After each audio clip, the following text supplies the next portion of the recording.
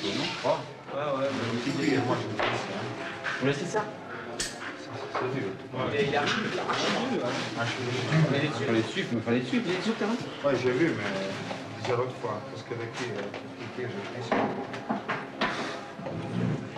Je dirais que le football m'a tout apporté. Il a complètement bouleversé ma vie. Mais je crois qu'il m'a surtout permis de réaliser un rêve d'enfant. Quand j'avais 10-11 ans, on organisait souvent des petits tournois interquartiers. Et à ce moment-là, déjà, je plaçais mes petits copains sur le terrain. Je faisais jouer les arrières, les milieux de terrain, les attaquants.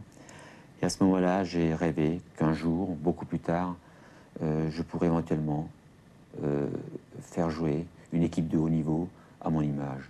Et je crois que grâce à Strasbourg en Coupe d'Europe et grâce à Xamax, j'ai pu réaliser ce rêve de gamin. Je crois que c'est une chose extraordinaire. Serge!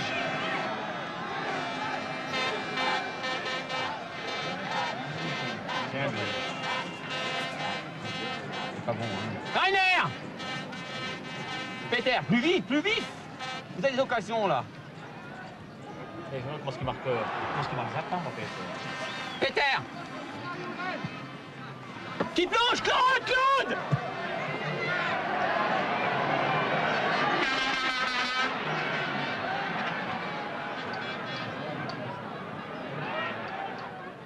Reviens, Claude! Claude! Philippe! Serge! Serge! Serge! Serge! Mais Serge, demandez là, bon sang! Mais jouez, les gars, merde, gueulez pas tout! Claude, restez un peu, Claude! Peter ne revient pas, restez! Pas bon, hein. Didi! Didi!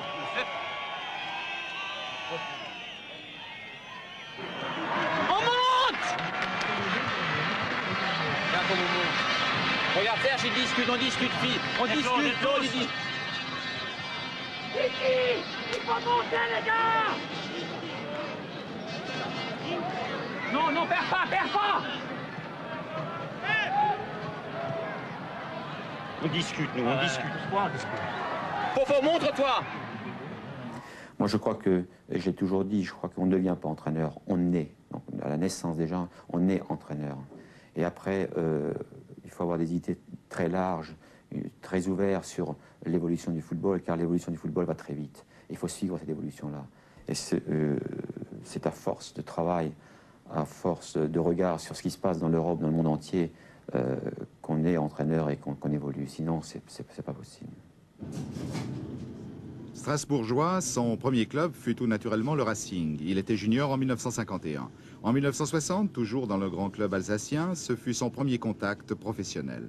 Par la suite, il commença une vie de vagabond du football. 1966, Stuttgart. 1970, l'Olympique de Marseille. 1973, retour à Strasbourg. 1975, arrivé en Suisse à Neuchâtel comme joueur-entraîneur. 1977, retour à Strasbourg comme entraîneur seulement. La pénitence en 1981 à Bruges, et finalement c'est en 81 que Gilbert Gress revint à Neuchâtel. Vous vivez dans la solitude, là, pas la plus totale, mais presque, votre femme et vous. Oui, certainement, mais je crois que j'ai choisi ce métier qui veut que l'entraîneur soit un homme solitaire. Je le veux, et puis c'est comme ça. Je sais que moi, personnellement, je n'en souffre pas, je n'en souffre absolument pas, ma famille plus. Alors ce que je pourrais dire, c'est que c'est vrai que la vie de famille en souffre. Je n'ai pratiquement pas vu grandir mes enfants, ni ma fille qui a 17 ans, ni mon garçon qui a 11 ans. Et je crois que ma famille, certainement, souffre encore davantage que moi. Mais il ne faut pas oublier que quand on choisit ce métier d'entraîneur, on sait bien qu'on est l'homme seul, on est un solitaire. On ne peut pas se comparer à un métier de fonctionnaire, par exemple, parce qu'on est amené à beaucoup voyager. J'en ai malheureusement fait l'expérience ces derniers mois, puisque en l'espace de 12 mois, j'ai visité 3 clubs et 3 pays. J'ai d'abord à Strasbourg, après je suis parti à Bruges, et finalement je suis venu ici en Suisse, à Neuchâtel. Alors il est clair que c'est un métier qui est très difficile, parce qu'il y a peut-être une vingtaine d'entraîneurs en place, mais derrière ces 15 ou 20 entraîneurs, il y en a environ 200, 300 qui attendent une défaillance de l'un d'eux pour prendre sa place. Le départ de Gilbert Gress de Strasbourg, après avoir conquis le titre de champion de France, fut assez dramatique. En complet désaccord avec le président, il ne pouvait que partir. Mais il sentait aussi que l'opinion publique et les joueurs étaient derrière lui et l'encourageaient à rester. Mais c'est mal connaître Gilbert Gress que de croire qu'il allait composer.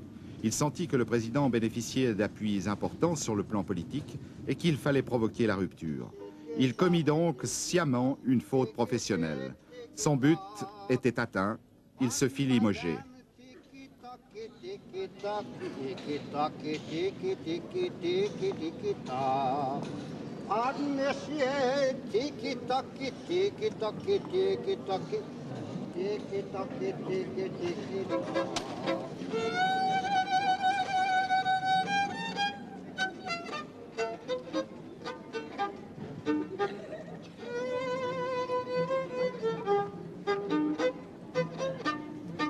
Mais Gress parti de Strasbourg, le public, lui, n'a pas oublié.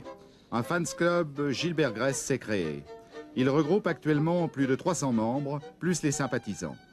Le bureau, parfaitement structuré, se réunit 3 fois par mois. Son but, soutenir Gilbert Gress partout où il se trouve, et sa finalité, le faire revenir à Strasbourg. C'est ainsi que l'on peut voir lors des matchs à Neuchâtel, des Alsaciens portant les couleurs de Neuchâtel Xamax et brandissant des pancartes. Des supporters empreints de nostalgie et prêts à aller jusqu'au bout.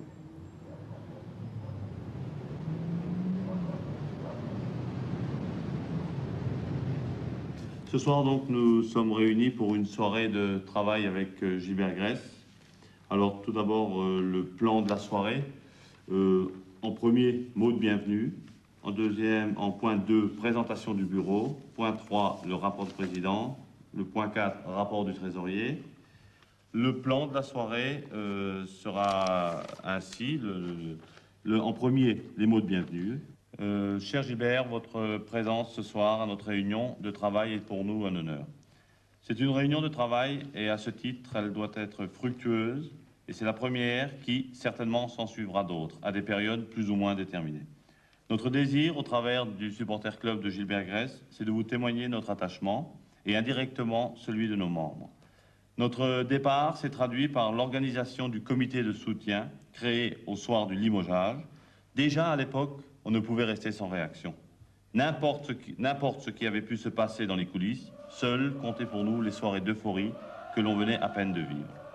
Nous croyions alors fermement que vous alliez reprendre la place qui est la vôtre, en admettant bien sûr que l'auteur de ce gâchis s'en aille. Une grande équipe, pour nous, doit être capable de gravir les échelons dans la hiérarchie du football, sans avoir de super vedettes, mais des joueurs intelligents et capables d'avoir du cœur, d'avoir une moralité qui fait que le public respecte ses sportifs, aussi bien dans la victoire que dans la défaite. Cet état d'esprit en était qu'à son début au Racing. Sous votre impulsion, Strasbourg et l'Alsace étaient en passe d'avoir une équipe avec les qualités que je cite plus haut. Votre équipe, Gilbert, aurait pu défier n'importe quel autre club. On ne vous a pas laissé bâtir cette équipe. Vous avez eu raison de laisser tomber des incapables, des incompétents, qui n'ont aujourd'hui pas encore compris le mal qu'ils ont fait.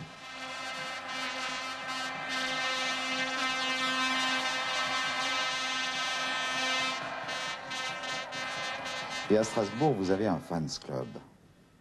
C'est assez incroyable pour un entraîneur. Je crois que c'est unique en Europe. Écoutez, je dirais que, de par sa position géographique, l'Alsacien est un petit peu incomplexé. Et avant que j'arrive à Strasbourg, l'Alsacien avait toujours envié le Nantais, le Stéphanois, donc ces équipes qui ont été souvent championnes de France. Et l'Alsacien a toujours rêvé un jour d'être champion de France. Et voilà que ça se produit avec un Alsacien comme entraîneur, avec la seule équipe française qui n'avait pas un seul étranger dans cette équipe. Alors, je dirais que ce fans club est constitué par des gens, par des hommes, par des femmes, qui ont un peu la nostalgie de sa grande époque du Racing Club de Strasbourg. Et ils aimeraient revivre cette épopée qui nous a conduits à travers les différents pays d'Europe grâce à la Coupe d'Europe. Alors c'est vrai qu'ils ont créé d'abord un fans club puis un supporter club pour essayer, d'ici 1 ou 2 ans, de faire revenir Gilbert Gress à Strasbourg. Cela ne vous angoisse pas que des gens se projettent au travers de votre image et vous devenez un peu le point de mire d'une sorte de religion? Bon, je pense qu'il ne faut pas non plus exagérer. Je crois que quand on est sûr de soi, du travail qu'on fait, quand on sait qu'on est dans le vrai, je crois qu'il n'y a pas raison d'être angoissé, absolument pas. Je l'ai dit tout à l'heure, je pense que ces gens travaillent d'une façon très désintéressée et bien sûr n'ont qu'un désir, c'est de revoir Strasbourg sur le plan européen. Mais si vous les décevez, c'est une catastrophe pour eux. Oui, certainement. Si je les déçois donc à travers les clubs que j'entraîne, bon, en ce moment à travers Xamax, c'est clair que pour ces gens-là, c'est une très grande déception.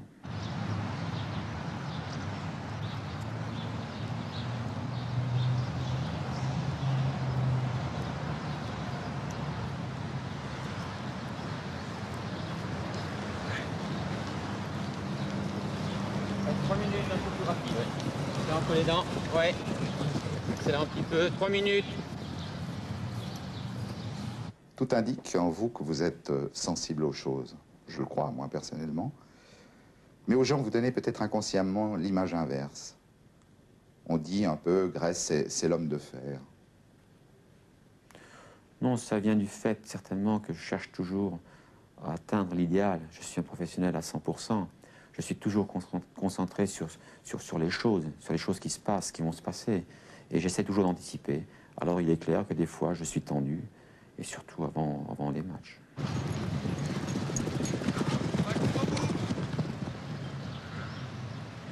Moi, je me suis toujours très bien entendu avec les gens qui sont de véritables professionnels comme je le suis moi-même. Je peux paraître peut-être semblé dur avec les gens qui ne répondent pas à mon attente, c'est-à-dire qui ne vivent pas pour le football. Mais sinon, je crois que je me sens très bien avec des gens qui veulent, comme moi, réussir et donner le meilleur d'eux-mêmes. On dit que vous ne souffrez pas la discussion. Écoutez, j'ai une responsabilité, je l'assume pleinement, mais il est clair que j'ai beaucoup de dialogue avec mes joueurs, mais que c'est une décision à prendre, c'est pas les joueurs qui la prennent, c'est moi.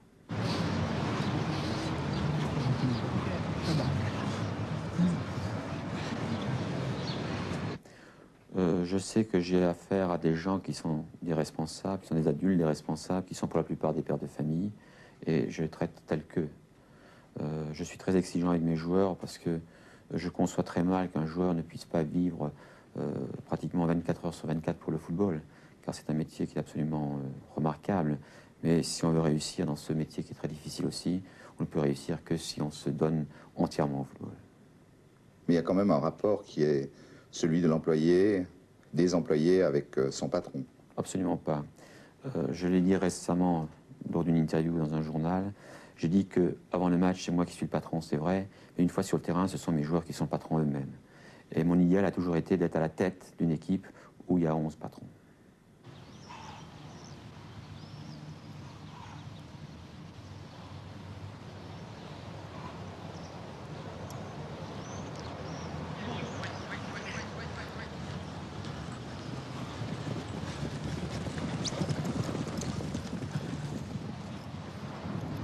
Non, je ne suis absolument pas influençable. D'ailleurs, c'est un langage que je tiens souvent à mes joueurs aussi. Je dis, ne vous laissez pas influencer par ni les critiques de la presse, ni par les sifflets des spectateurs, parce que les professionnels, ce ne sont pas les spectateurs, ce ne sont pas même les dirigeants, ce ne sont pas non plus les gens de la presse, professionnels dans le football, bien sûr. C'est vous, les professionnels. C'est vous qui devez imposer vos idées. On va muscler un petit peu les ischio-jambiers derrière.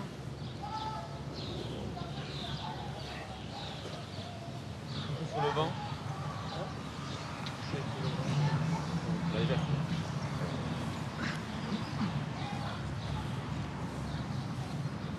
On lève un petit peu. On fait 3 fois, on change chaque fois. On est prêt? Top! On ne peut pas être très copain avec les joueurs. On ne peut plus les mettre sur le banc après. Oh non, je ne pense pas, c'est une question de personnalité. Mais je ne cherche pas non plus à être copain avec mes joueurs. J'ai beaucoup de respect pour mes joueurs et je crois que les joueurs en ont pour moi. Mais ça doit s'arrêter là. Si vous étiez certain de remporter le titre en jouant avec 10 défenseurs et un gardien, vous le feriez? Bon, c'est certainement pas ma conception du football, parce que le football, pour moi, c'est un jeu simple. Quand l'équipe est en possession du ballon, tout le monde doit attaquer, tous les 11 joueurs, et quand elle le perd, elle doit défendre.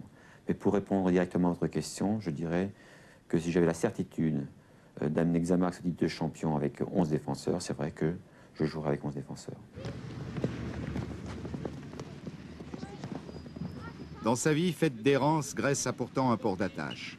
On ne peut pas vivre sans se fixer quelque part. Sa maison est à Strasbourg. Ses enfants y vivent élevés par ses beaux-parents. À Neuchâtel, il vit en meublé, un provisoire qui durera le temps d'un contrat. Tous ses moments de libre, il les passe à Strasbourg, comme ici, ou sur le terrain de son quartier du Neudorf. Il donne pour le plaisir l'entraînement aux enfants.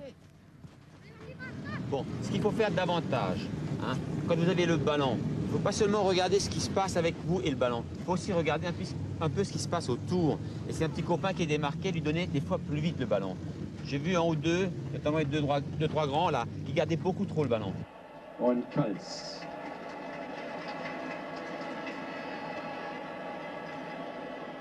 On a l'impression que vous pensez tout le temps au football. Il y a quelque chose d'autre dans votre vie? Mis à part votre vie familiale, bien sûr. Ouais, non, je pense pas. J'ai pas de hobby, non. Je crois que ma vie est uniquement consacrée au football. Ça a toujours été le cas et je crois que ce sera toujours le cas. Beim HSV läuft in diesen ersten Minuten noch nicht alles nach Maß. Trainer Happel hat ja gesagt, Nervosität ist unser Hauptfeind. Bostrup. Magath.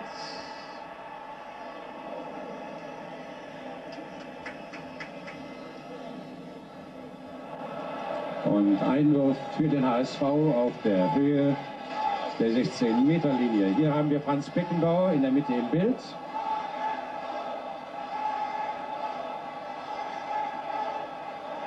Abseits, aber Vorteil. Les mauvais dirigeants, c'est une calamité pour le football. Oui, bien sûr, mais il faut dire quand même qu'il n'y a pas que de mauvais dirigeants, aussi de bons, heureusement. Mais c'est vrai que depuis 20 ans maintenant, je suis dans le métier, j'ai connu beaucoup de dirigeants. Et si je devais faire la part des choses, il est vrai que j'en ai connu plus de mauvais dirigeants que de bons dirigeants. Parce que le métier de dirigeant, c'est un métier qui est difficile. Et souvent, les jeunes dirigeants qui viennent dans le monde du football croient qu'ils sont tout de suite de bons dirigeants parce qu'ils peuvent amener une certaine somme d'argent, alors que ce n'est absolument pas le cas. Je crois que le métier de dirigeant, ça s'apprend.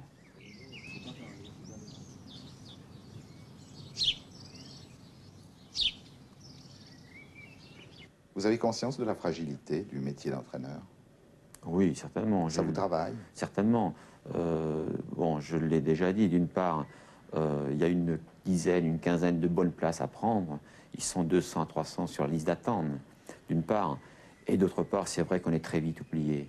Il m'est arrivé, par exemple, avec Strasbourg, d'arriver à la fin d'une saison, arriver en fin de contrat, d'avoir 7, 8 grands clubs qui s'intéressent à moi.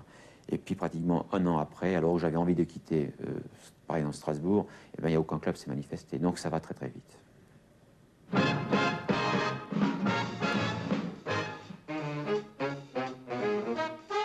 Honey, you'll hurt yourself.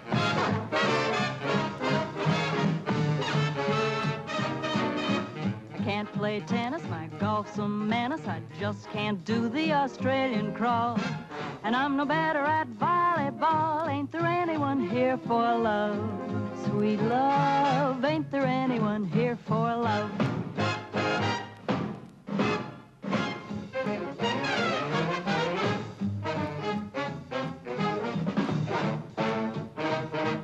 I'm apathetic and non-athletic.